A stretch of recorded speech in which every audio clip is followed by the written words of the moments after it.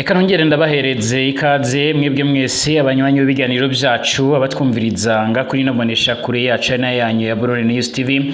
Reka twizere ko mumeze neza, ndabaramukije canke ndabahaye imyirevanye nawo muherereye mwese ikaze muri update canke breaking news ku makuru ari cyane akomeje kugenda aravugwa guturukanga muri kino gihugu cacu ciza c'u Burundi mu karere k'ibiyaga binini ndetse hirya no hino mw'isikaze mu makuru ariko aravugwa muri uno mugoroba nyine kuri mwebwe muherereye nga mu bihugu byo mu Rwanda ndetse no mu Burundi na mu karere k'ibiyaga binini nyine aho turi ku munsi wa kane igenekerezo rya gatandatu ntwarane 2025 dore ingingo nkuru tugiye gukorako mu makuru akomeye cyane ariko aravugwa umutekano, politique, diplomasi ndetse n'ibindi bigiye bitandukanye. Umukuru w'igihugu c'u Burundi Varisito Ndayishimiye arakomeje gushinzwa yuko ariko arenyegeza ingwano ziriko zirabera mu buseruko bwa Republika Iharanira Intwaro Rusange ya Kongo. Uyu mutegetsi muri kino gihe rero bivugwa yuko ariko arahinduka cane kubigendanye n'amajambo yamaravuga canga se akunze kugenda yifashisha canga se mu madiskuru cange mu mbwirwaruhame ziwe. Ubuheze yariyamirije yuko rero nyine hashobora kubaho ingwano zidasanzwe maze aza kugenda agaragaza neza yuko mu gihe ngwano yoshikanga mu Burundi yiteguye guhangana ndetse akaba avuga yuko nyine igisirikare ciwe cyo bakiteguriye gukora ibishoboka byose. Ariko gushika uno mwanya amakuru akomeza kugenda atugeraho mu misi yagiye rakurikiraho yarakomeje kugenda agaragaza impungenge maze avuga yuko ibyari ingwano bisa n'ibyo hagaze nkuko bigaragara. Ariko kandi ntiyoba yarahagaritse kurungika ingabo muri Republika Iharanira Rusange ya Kongo nkuko bigaragara, ndetse batari bakeya bavuga yuko bataye impungenge n'uburyo uyu mutegetsi akomeje kwifatikanya na Perezida Felix Tshisekedi Chilombo mu bikorwa bigendanye nyine no kududubanganya umutekano wo mu karere k'ibiyaga binini nkuko amakuru akomeza kugenda atugera bivuga. Amakuru akomeza kugenda atugeraho rero nuko Varisito Ndayishimiye yarongoye igihugu c'u Burundi yiba yongeye gutanga ibwirizwa rigendanye nuko rero ingabo z'u Burundi ziriko zirarongekwa mu buseruko bwa Republika Iharanira Intwaro Rusange ya Kongo zigomba kuba zohangana n'umuhari M23 byanze bikunze, aho rero zitegerezwa gukora ibishoboka byose nkuko amakuru akomeza kugenda atugera bivuga. Amakuru yihuta cyane adafise ivumbi akaba agaragaza neza yuko Varisito Ndayishimiye iyo bafise indi migambi igendanye no kuba yorungika izindi ngabo muri Republika Iharanira Rusange ya Kongo. Amakuru avuga yuko muri kino gihugu cacu ciza c'u Burundi kandi hariko harategurwa imbonerakure ziriko zirahabwa imyemenyerezo ya gisirikare mu rwego rwo kugira ngo zibandanye kujya gukingira igisagara ca Uvira kugira ngo kidafatwa n'umuhari M23, mu gihe leta y'u Burundi ihamya neza yuko mu gihe icyo gisagara nacyo cyofatwa ibintu byoca biramira nabi ndetse ingwanika bishobora kuba yo kwisuka nga muri kino gihugu cacu ciza c'u Burundi. Ariko kandi ku rundi ruhande biraboneka yuko nyine iyi ngwano ishobora kuzoshika nga mu Burundi, aho benshi mu banyepolitike bamwe ndetse n'incabwenge zitajya umunwa mu kugaragaza neza yuko nyine Varisito Ndayishimiye arimo arakwegera abarundi akarambaraye nabujya nyine ariko ararungika ingabo muri Kongo, nyamara yokabaye ari umwe rero mu bariko barahuza abo bariko barahangana. Ariko kubera amahera rero bivugwa ko yoba yararonkejwe, bivugwa yuko rero akomeza kugenda ararungikayo n'izindi ngabo nkuko amakuru akomeza kugenda atugera bivuga. Muri kino kiganiro cacu kandi turagaruka ku bigendanye rero n'uburyo isiganwa ry'amagare ryaragenze mu gihugu cibanyi c'u Rwanda, aho bamwe rero nyine basobanuye uburyo rero nyine barasiganwe ndetse n'uburyo umwuka wari wifashe mu gihe mbere yuko rero iri siganwa rizi nka Tour du Rwanda ritangura. Haravuzwe byinshi bigendanye nuko rero umutekano ushobora kuba rero utoza kumera neza bivanye no kuba nyine leta ya Republika Iharanira Rusange ya Kongo yarakomeje kugenda iribasira igihugu cibanyi c'u Rwanda. Ariko bamwe rero mu basiganwe muri iyi Tour du Rwanda gusozerwa nyene kuko bigaragara baravuze yuko barasiganwe batekanye, ndetse benshi barakomeje kugenda bavuga yuko bakunda u Rwanda ndetse n'irisiganwa bararikoze baryohewe cyane n'ikirere c'u Rwanda. Bavuga yuko atakibazo na kimwe bagize, ni mu gihe ikipe irakomoka mu Bubiligi yarikuye muri iryo rushanwa bwa mbere. Hari bamwe rero baraganiye na BBC.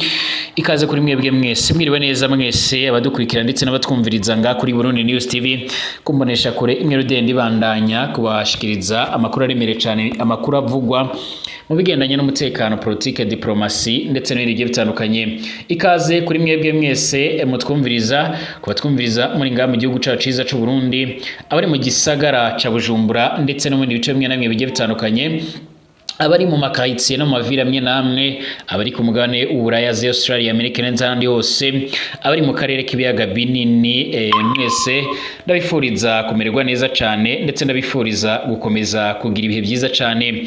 Ndagusaba option kwanditse sabone kugira ucaronka amakuru n'ibiganiro byacu, ubundi ibiganiro byacu unabisangize ku nshuti zawe. Urashobora gutanga igitekerezo cyangwa se urashobora kuduhereza ibyumviro byawe bivanye rero nuko uri kurabyumva ku makuru tubandanya kubategurira ndetse no kubashikiriza muri rusange. Ikaze kuri mwebwe mwese mubandanya kutwumviriza. Umukuru w'igihugu c'u Burundi arakomeje kwengegeza ingwanira kirabera mu buseruko bwa Republika Iharanira Intwaro Rusange ya Kongo nkuko bikomeje kugenda bigaragara. Variston Ndayishimiye arakomeje gahunda zo kurungika abasoda mu buseruko bwa Republika Iharanira Intwaro Rusange ya Kongo, mu gihe nyamara inkuru zicukumbuye n'ibitangaza makuru bimwe na bimwe bigiye bitandukanye bisanzwe ari intiti mu gucukumbura ndetse no gutohoza amakuru bivuga yuko Variston Ndayishimiye nyine igisirikare ciba ari cyo cyoba cyorapfushije ingabo nyinshi muri zino ngwano nkuko amakuru yo maradushikira.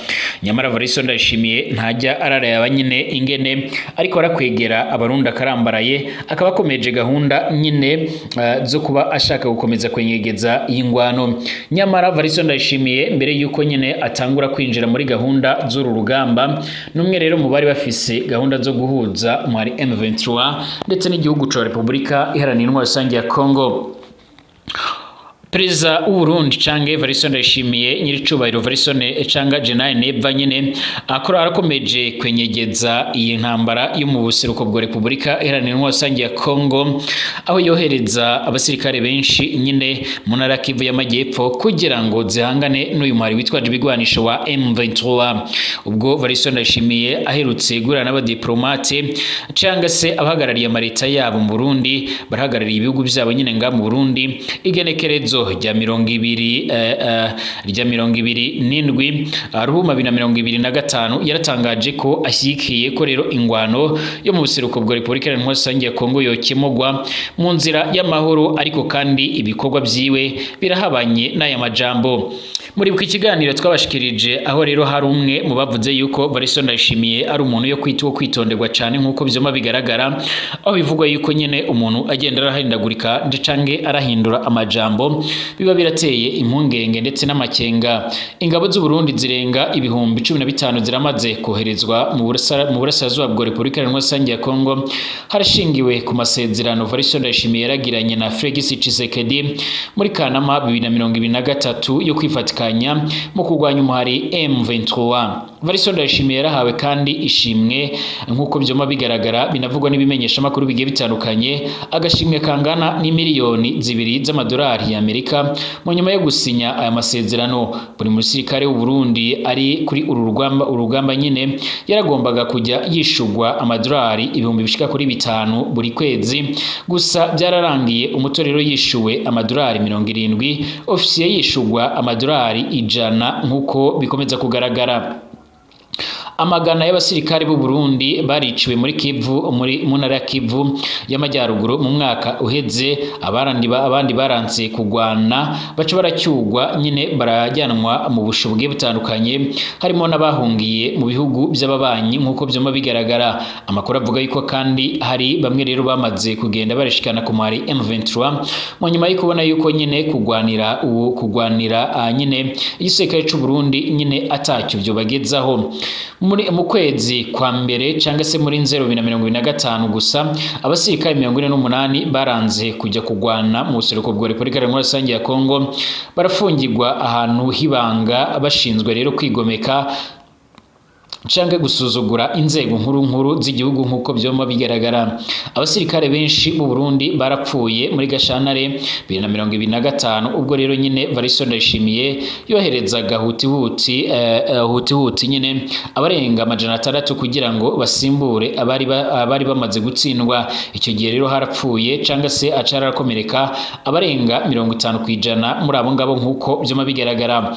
Ubutumwa bw'ingabo z'u Burundi bwarakomeje guteza impaka impaka rero ubwo byomenyekanaga yuko amahera rero menshi yaragenewe abasirikare ajya mu mufuka wa Evariste Ndayishimiye, hari n'abinumbira kujya ku rugamba batazi impamvu yago, ndetse no kubura ibikoresho byonkenerwa bigananye no kuba nyine bashobora kuba bo kwitwara neza ku rugamba. Abandi baravuga yuko rero badahabwa imyimenyerezo ihagije mu rwego rwo kugira ngo nyine babashe kuba bohangana n'ibitero by'umwanzi.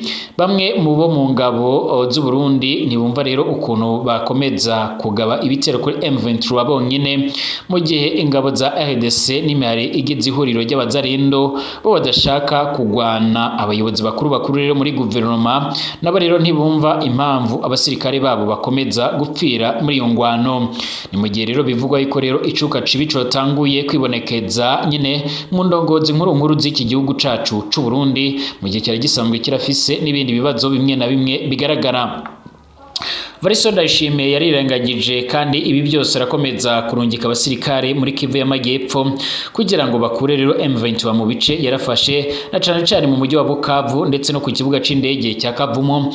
Ariko kandi impamvu nkuru nyine no kubuza umuhari M23 kwiyarurira nyine gisagara ca Uvira nkuko byoma bigaragara, mu gihe Evariste Ndayishimiye ndetse n'indongozi nkuru z'igihugu babona yuko mu gihe Uvira yoba yafashwe mu Burundi ni nyine by'abari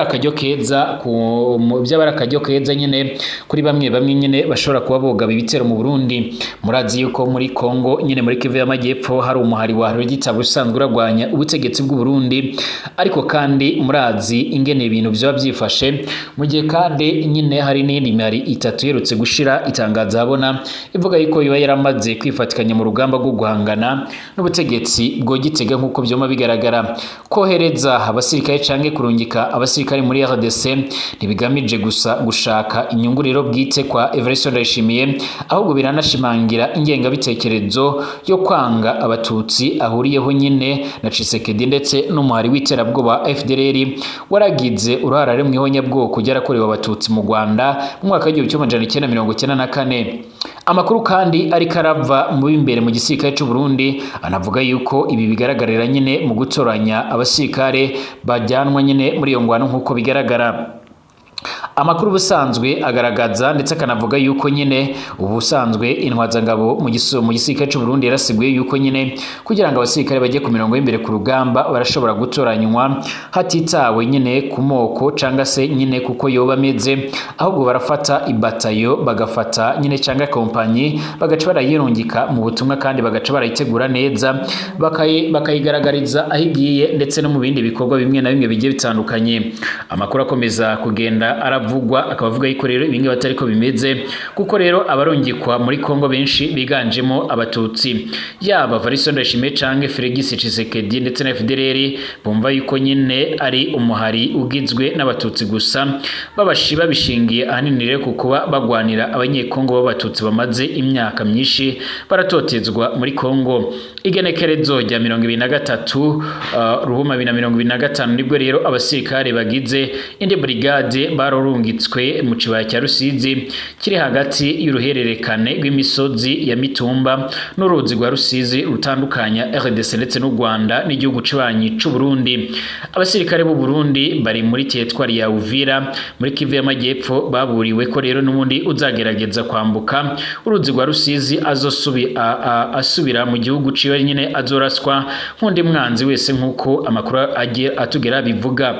Abasirikare b'u Burundi barakoresha imbunda rero nini baroherejwe ku mupaka wa Vugizo ku ruhande nyine rw'u Burundi, ndetse baranafise n'amadrone ariko aragenzura umutekano n'imbunda nini za nkuko byoma bigaragara za 120 mm ndetse na 122 mm nkuko amakuru akomeza kugenda tugera bivuga. Ibi byose biriko bigaragara mu gihe urugamba rukomeje gukomera ndetse no gufata indi ntera. Tugaruke mu yandi makuru akomeje kugenda aravugwa na cane ibikomeje kugenda bigaragara. Turagaruka ku byatangajwe na bamwe mu bari muri Tour du Rwanda, irushanwa ryo ku magare nyine risanzwe riraba buri mwaka ribera mu gihugu cibanyi c'u Rwanda. mbere ko iri siganwa ritangura haravuzwe byinshi bivanye rero n'icuka cubi cyarakomeje kugenda kibonekeza hagati y'igihugu cy'ubanyi cy'u Rwanda na Repubulika Iharanira Intwaro Rusange ya Kongo. Abasiganwa bari batekanye mu Rwanda mu gihe rero haravuzwe impungenge z'umutekano mbere yuko rero iryo siganwa ritangura. Abasiganwa ku makinga baritabiriye Tour du Rwanda yarangiye kuwa Mungu uheze barabwiye BBC Gahuza akadomo.com yuko nyene bumvaga batekanye nubwo rwose mbere y'iri siganwa uyu mwaka nyene hari haravuzwe impungenge z'umutekano canke ku mutekano. Isiganwa ry'uyu mwaka ryaraciye hafi y'umupaka wa Repubulika Iharanira Rusange ya Kongo inshuro ebyiri, aho rero abasiganwa babaga bari ku ntera iri munsi ya kilometero 200 uvuye ku mujyi wa Goma ndetse na Bukavu ya Repubulika Iharanira Rusange ya Kongo. Ubu ngubu imigi yose ikiragenzurwa n'abaganyi ba M23. Ibi byaratumye ikipe ya Saudal Quick Step yo mu Bubiligi yivana mw'iri siganwa nyine mbere yuko ritangura, ariko yitwa Liako Shikota ukinira nyine ikipe ya Afrika y'Epfo yarabwiye BBC ati ntagiye na kimwe rero nigeze numva ntatekanye, nari ndyohewe cyane. Camille Eyamani mu Bubiligi w'ikipe ya Lotto Development we ati rwose nkunda igihugu cy'u Rwanda, numva ntekanye, nta kintu kidasanzwe nigeze ndabona. U Rwanda rurashinzwa na leta ya RDC rero nyine ndetse na ONU ko rufasha rero muri M23. Ibyo leta y'u Rwanda n'abakuriye M23 bakunze guhakana bakagaragaza ko ibyo byose ari ibinyoma. Yaba M23 yo igaragaza ko ata muntu n'umwe nyine ayitera inkunga cyangwa ayifashe mu mugongo, aho bavuga yuko rero nyine bo nyine bishakamo ibisubizo ndetse bakishakamo ibyo bakenera byose. Ku ruhande rw'u Rwanda bavuga yuko nyine ataho bahuriye n'ibibazo bibera ku butaka bwa Kongo, ndetse bakanavuga yuko n'abakomeje gufatira ibihano igihugu cy'u Rwanda nyine bariko baribesha mu nyuma y'iko rero nyine ibyo bihano atari byo bizozana amahoro n'umutekano. Leta ya Kongo iravuga yuko abantu bagera ku 8,500 barishwe kuva ingwano yakomera mu kwezi kwa mbere, kandi ko rero abantu 100,000 barahunze izabo nyine. Ibi byaratumye hari abasaba ko rero isiganwa ry'isi ku makinga rya Roda World Championship ryitezwe kubera nga mu gihugu cy'u Rwanda muri Nzero ryohagarikwa mu ndwi iheze. Nyine benshi mu bagize inteko nshinga amateka y'ubumwe bw'Uburaya baratoye basaba ko rero iryo higanwa rihagarikwa nibo Rwanda rudahinduye rero imigirire, nubwo rero ubwo rwego nta bubasha rufise rero kuri iri siganwa. Gusa avugira i Kigali rero mbere ya Tour du Rwanda, David Laprayeti ukuriye impuzamashirahamwe y'amagare ku isi Union Cyclist International yarabwiye nyine Cycling News ko nta plan B ihari. U Rwanda rwitezwe kuba rero igihugu ca mbere cya Afrika rero cyarakiriye iryo higanwa ry'isiro rifise amateka y'imyaka 100 nk'uko amakuru akomeza kugenda atugera bivuga. Rwaratoranyijwe kuryakira muri Nzero 2021 mu nama rusange y'190 y'iryo shirahamwe, aho la Parieti yaratorewe kongera kurongora urugwego ku manda ya kabiri. La Parieti ati ndarishimiye ko rero tugiye kujya i Kigali mu Rwanda. Tour du Rwanda yaratangiye gukinwa mu mwaka w'1988 nk'irushanwa canke higanwa ryo mu Rwanda, gusa 2009 nibwo rero nyine UCR yagemeje nk'iganwa mpuzamakungu. Iryo mwaka yari rifise intera cyangwa stages zishika muri 7 canke etape zishika muri 7. Intera ya gatatu yarasorejwe i Rubavu hafi cyane y'umupaka na Goma. Nyine intera ya gatatu yarangiriye i Rusizi ruhande rwa Bukavu. umwe rero utoza ikipe ya Amani wanasiganywe muri Tour du Rwanda 2010 abona yuko rero ingwano ivugwa muri Kongo itagize ingaruka kwihiganwa ry'uyu mwaka. Grammy ati ibintu byose ni Tour du Rwanda nkuko rero tuyizi na mbere. Mu by'ukuri ku bwanjye rero nyine byose byari bitekanye cyane, nta kintu kigeze kimbwira ko ndi hafi y'intambara, ntayo nabonye nta niyo numvirije, nari ndyohewe cyane. Mu itangazo ryo muri Mutarama UCR yaravuze ko rero mu Rwanda haratekanye hose ku bukerarugendo ndetse na business. Abanyarwanda benshi bararebaga iri higanwa nabo niko baca barabibona. Nakwizeza buri wese yuko rero uza mu Rwanda ko rero rutekanye, niko rero Kamire Ovine wakoraga ibikorwa rero byo kwamamaza ihuye ku ntera ya gatatu aca aravuga ati amakimbirane ari hariya ntabwo rero azokora kuri iki gihugu cacu.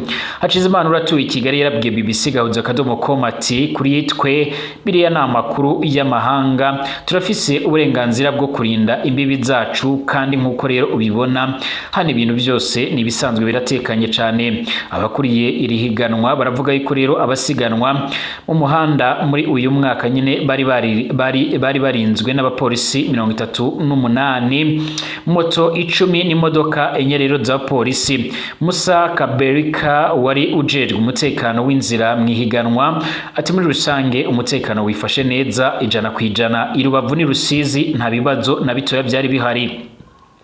U Rwanda rwaragiye rurashinzwa gushora imari mu nkino ngo rukeshe rero isura yago imbere y'amakungu mu guhishira ibyo rero umuryango mpuzamahanga umwe rero wise ibikorwa bibi cyane ku burenganzira bwa muntu, imigirire izwi nkuko byoma bigaragara izwi nka sport washing. U Rwanda rufise rero ibibazo bikomeye cyane byo guhonyora amategeko yago bwite cyangwa se ibipimo mpuzamakungu. Nico Lewis Mdage akuriye Human Rights Watch muri Afrika yo hagati rero yarabwiye BBC Sport Africa ubwo rero u Rwanda rwatangazaga ko rero ruhatanira kwakira ihiganwa rya Grand Prix ya Formula 1 nayo biteganyijwe ko izobera mu Rwanda. Yarongeye ati dukomeje kubona kwiyongera ko gufunga ubwisanzure bwo gutanga ibitekerezo n'ibyumviro ku bwisanzure bwa politike bugenda nyine bushonga nkuko bigaragara. Leta y'u Rwanda yaramaganye ibirego nk'ibi ngibi aho kuriye ubukerarugendo Irene Muregwa rero nyine agaragaza ndetse mu kubona ibikorwa bikomeye cyane kandi n'intangarugero igihugu cabo kiriko kiragereraho. Umufaransa Fabien Debay niwe rero nyine yaregukanye Tour du Rwanda kuri uyu mwaka, nyuma y'uko rero intera ya nyuma yo ku cyumweru yaraberaga Kigali rero ihagaritswe kubera ikirere kibi. Ubwo rero ihiganwa ryahagarikwaga itsinda ryari imbere ryari rigeze kuri kilometero 12.5 uvuye aho rero ryari gusorezwa. Iyi ntera nyine yari 7 ari nayo nyine yo nyuma yagombaga guca rero mu nzira iteganyijwe kuzucamo rero Roda World Championship. Dabe y'ikipe ya Total Energy yarahise atangazwa nk'uwatsinze nyine haherewe kuko rero byari byifashe ku ntera ya gatatu. Umukinnyi w'u Rwanda witwaye neza kurusha abandi ni Masengesho wari waje mu mwanya wa 7 muri rusange nyine aha amasegonda 50 nkuko byoma bigaragara aho nyene yarushwaga amasegonda ashika kuri 51 nkuko byoma bigaragara. Iri higanwa ryarabaye ndetse yaba abararikurikiye live ndetse n'abarikurikiye bari ku mihanda baravuze yuko yari ryoheye ijisho ndetse gushika ubu ngo batari bakeya barasigura ndetse bakanagaragaza neza yuko bakomeza kuzoshigikira aya mahiganwa nk'aya ngaya. Benshi baraganiriye n'ibimenyesha makuru bigiye bitandukanye baravuze ko kibazo baragiye barahura nacyo maze bagaragaza neza yuko nyine baravuye mu Rwanda batekanye ndetse baryohewe n'uburyo rero ibintu byama byifashe muri kino gihugu. Mbashimire abatwumviriza kuri Nomonesha kure ya channel yanyu ya Burundi News TV, twongeye kurugura kwa mukanya turabira hamwe ibiriko biravugwa.